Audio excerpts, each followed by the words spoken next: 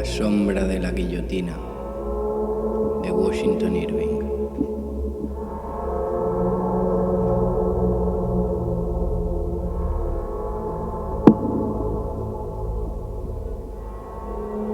Cuando la claridad del día siguió su camino hacia el oeste, dejando al sol oculto tras oscuros nubarrones, París se sumió en una negra y fría noche de invierno.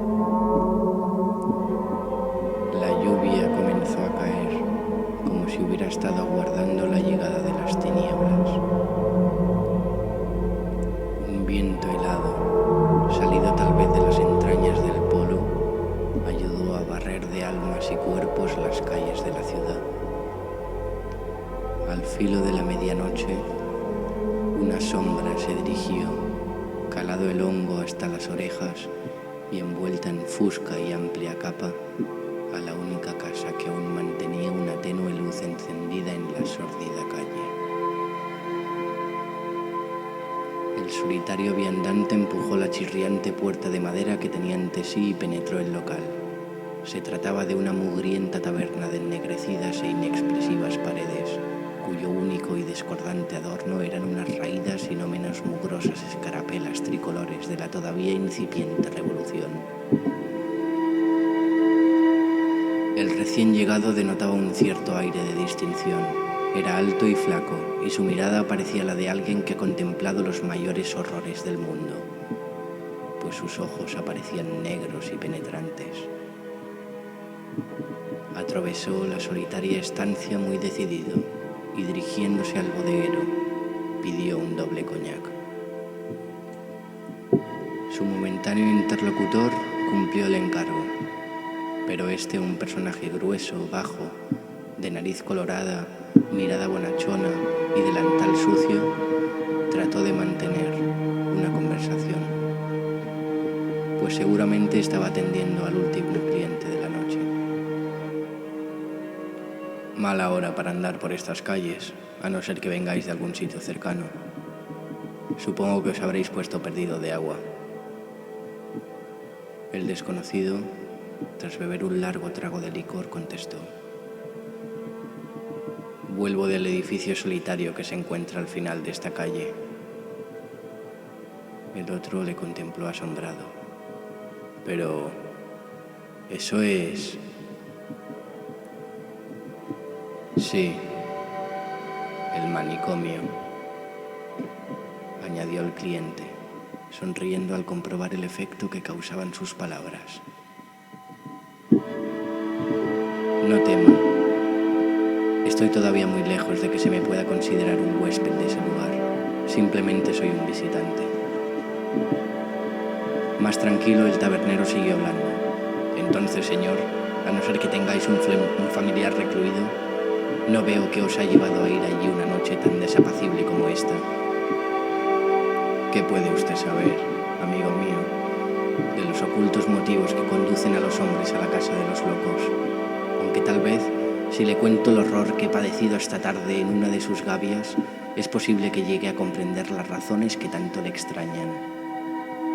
Soy médico, de esos que remueven el interior de los cadáveres intentando descubrir de qué modo suplantaron el papel de un vivo. Esta mañana ha fallecido una paciente, un joven. Mientras examinaba sus vísceras, me han contado su historia.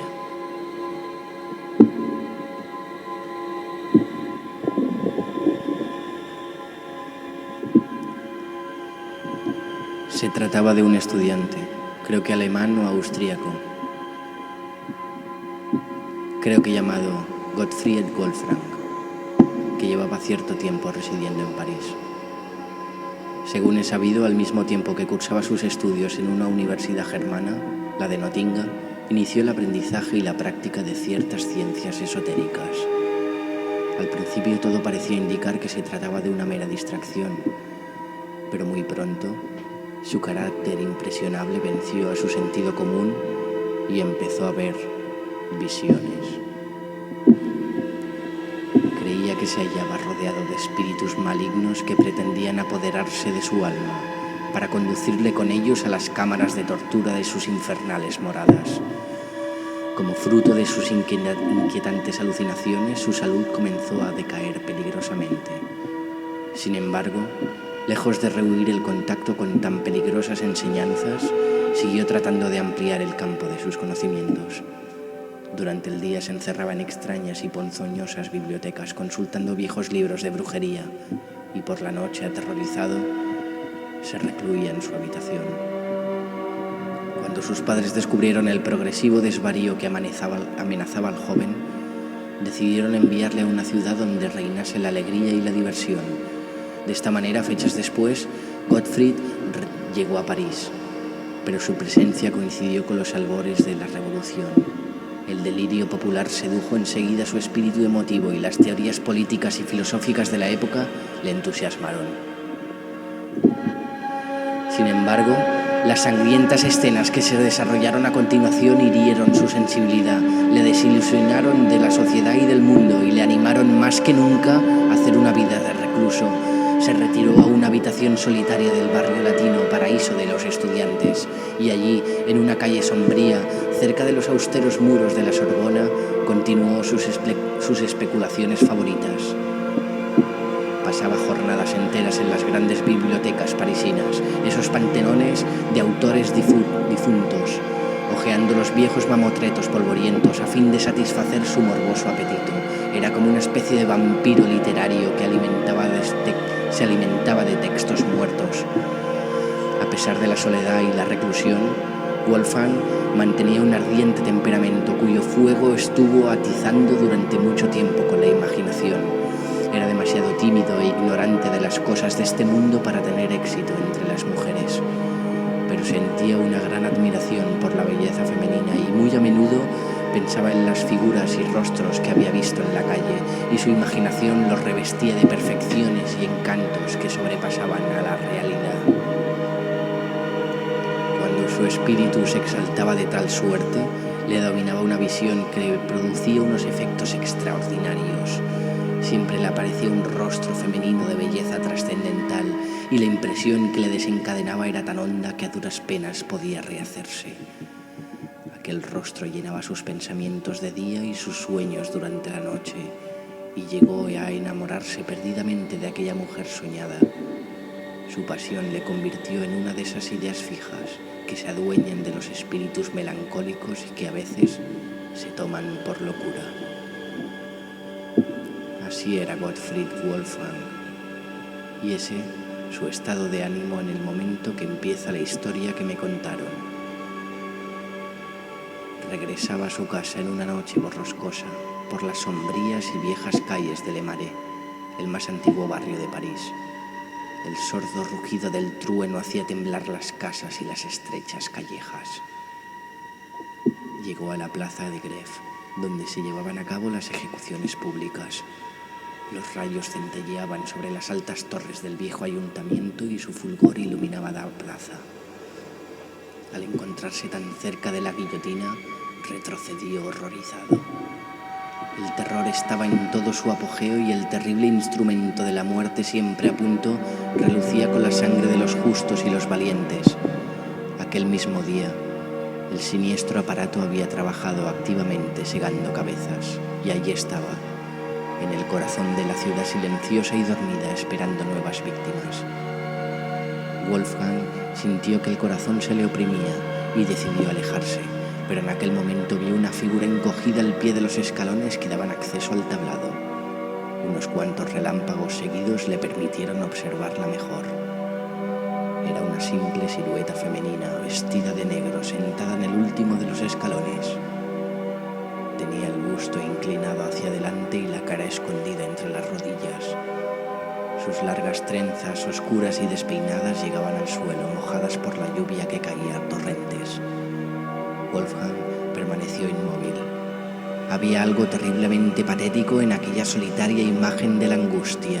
La dama daba la sensación de pertenecer a la alta sociedad. En aquellos tiempos difíciles, más de una bella cabeza acostumbraba a la blandura del pulmón.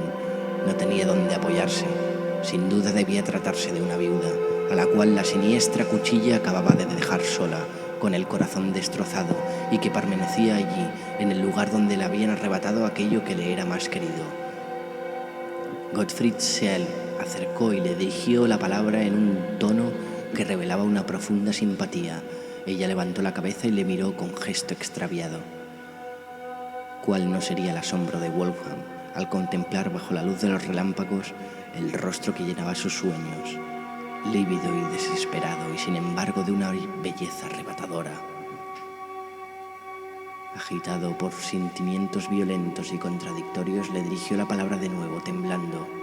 Se extrañó de verla sola, en una hora tan avanzada de la noche, bajo la furiosa tormenta, y se ofreció a conducirla a casa de algún amigo. Ella señaló la guillotina con un gesto muy expresivo. «Ya no me quedan amigos en este mundo», dijo sin ninguna esperanza. «¿Y no tiene usted dónde ir?» «Sí, mi tumba». Al escucharla, el corazón del estudiante alemán se estremeció de emoción. «Si un extraño pudiese hacerle un ofrecimiento», propuso Wolfgang sin quererse rendir, «no corriendo el riesgo de ser mal comprendido, yo me permitiría brindarle mi humilde morada por alojamiento y a mí mismo como su más devoto amigo. Yo tampoco tengo a nadie, soy un extraño en este país, pero si mi vida puede servirle de algo, está a su servicio, y la sacrificaré a gusto para evitarle daño u ofensa». Los modales graves y fervientes del joven produjeron su efecto. Incluso su acento extranjero, que demostraba que no tenía nada en común con la chusma parisina, habló en su favor. Además, el verdadero entusiasmo posee una elocuencia incuestionable. La angustia de la señora cedió un tanto bajo la protección del estudiante. Le ayudó a cruzar el puente nuevo y la plaza en la que la estatua de Enrique IV yacía tirada en el suelo, derribada por el populacho. La tormenta se había calmado, aunque todavía sonaba el rugido de los truenos en la lejanía. París parecía reposar. Aquel gran volcán de las pasiones humanas dormía durante un rato para recuperar las fuerzas necesarias que alimentarían la erupción del día siguiente. El estudiante condujo a su protegida a través de las viejas calles del barrio latino, rodeó los muros de la Sorbona y llegó al miserable hostal donde tenía su habitación. El portero que le abrió manifestó su sorpresa al ver al melancólico Wolfgang en compañía de una mujer. Al entrar en su morada, el joven alemán se avergonzó de la pobreza y el desorden de su hospedaje. No tenía más que una habitación, una sala de viejo estilo, pesadas esculturas y extravagantemente amueblada con restos marchitos de un antiguo esplendor. Se trataba, en efecto, de uno de esos hoteles cercanos al Luxemburgo que antaño habían pertenecido a la nobleza. La habitación estaba llena de libros, papeles y todas esas cosas propias de un estudiante. La calma se hallaba situada en un rincón, en una especie de alcoba. Cuando hubo encendido una bujía y pudo contemplar la belleza de lo desconocida, se sintió más emocionado que nunca. Su rostro era pálido, pero de una blancura radiante, realzada por la aureola de una espesa cabellera negra. Sus enormes ojos brillaban con una expresión un tanto esquiva. Sus formas, bajo el traje oscuro, eran de una armonía perfecta. De toda su persona emanaba un aire de nobleza, a pesar de la sencillez de su atavío. Lo único que tenía cierta coquetería en toda su ropa era un pañuelo de negro terciopelo que llevaba en el cuello prendido con un alfiler de brillantes. El estudiante se sentía un poco embarazado al pensar en la mejor manera de acomodar de una forma conveniente al pobre ser abandonado que había tomado bajo su protección. Pensaba en cederle su habitación y buscar otra para él. Sin embargo, se notaba tan fascinado, su espíritu y sus sentidos se hallaban tan atraídos que no podía apartarse de su presencia. También la actitud de ella era rara y sorprendente. Ya no pensaba en la guillotina y hasta su dolor parecía calmado. Las atenciones de Wolfgang, que al principio ganaron su confianza, ahora habían conquistado además su corazón. Evidentemente, ella era también muy apasionada y los seres apasionados se compenetran muy pronto. Bajo la embriaguez del momento, el estudiante le declaró su amor. Le contó la historia de su sueño misterioso, de cómo ella se había adueñado de su corazón mucho antes de conocerla. La dama admitió que se sentía también atraída hacia él por una fuerza inexplicable. La época predisponía todos los atrevimientos, tanto en las ideas como en las acciones. Los prejuicios y viejas supersticiones habían sido barridos. Ahora todo sucedía bajo los auspicios de la diosa razón. Incluso los espíritus más honorables consideraban el matrimonio como una fórmula en desuso, otra más en el fárrago de los contrasentidos del antiguo régimen. Se había puesto de moda los contratos sociales y Wolfgang era demasiado teórico para no dejarse influir por las doctrinas liberales de la época. ¿Por qué separarnos?, preguntó. Nuestros corazones desean estar juntos a los ojos de la razón y del honor. Ya estamos unidos. ¿Qué necesidad tienen las almas nobles de fórmulas vulgares? La dama escuchaba con emoción. Evidentemente compartía las mismas ideas. Tú no tienes ni casa ni familia, añadió Wolfgang. Déjame ser todo eso para ti, o mejor, seámoslo el uno para el otro, y si la fórmula es necesaria, observémosla. He aquí mi mano, me uno a ti para siempre. ¿Para siempre?, inquirió gravemente la desconocida. Para siempre, respondió él. La dama tomó la mano que le tendía. Entonces soy tuya, murmuró, y se echó en brazos del joven estudiante. Se entregaron al contrato de los besos, al reconocimiento de que realmente eran el uno del otro. Lentamente se sumieron en una delirante felicidad que se prolongó durante todo el resto de la noche. A la mañana siguiente, Gottfried salió muy temprano para buscar alojamiento. Necesitaba algo más espacioso y conforme a su nuevo estado. Su esposa continuaba durmiendo y no quiso despertarla. Cuando volvió, la encontró tendida en el lecho con la cabeza echada hacia atrás bajo el brazo. Le habló, pero no recibió contestación.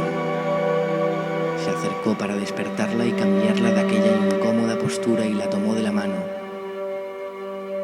Pero ésta se hallaba fría e inerte. Su rostro era una máscara lívida y dura. En una frase escueta, estaba ante un cadáver.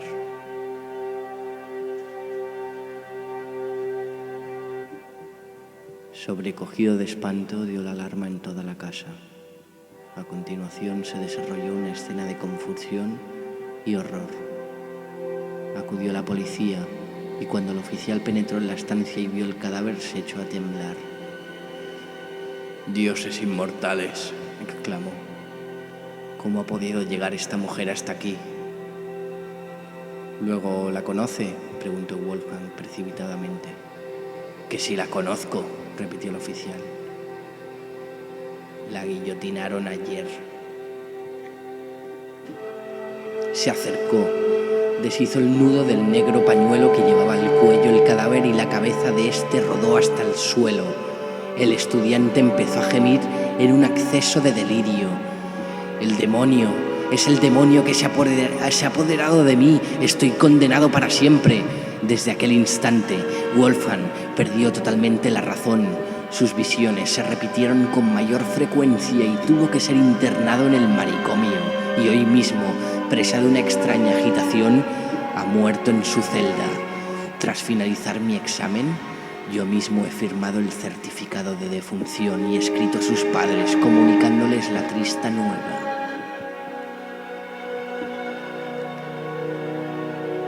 Nada más que el médico terminó de hablar, el bodeguero le miró en silencio durante unos instantes. Luego, tras servirle más licor y escanciar él mismo una copa, afirmó: «Para mí está muy claro, señor. Se ve que el estudiante alemán era un tímido que no se atrevía a acercarse a las mujeres. Su locura hizo el resto. Una noche, desesperado, robó el cadáver de una mujer del cementerio y lo llevó a su casa.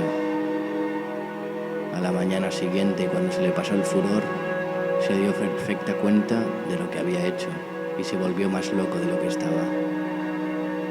Hoy, sus remordimientos habrán sido más fuertes y su corazón no lo ha podido resistir». El médico le miró seriamente.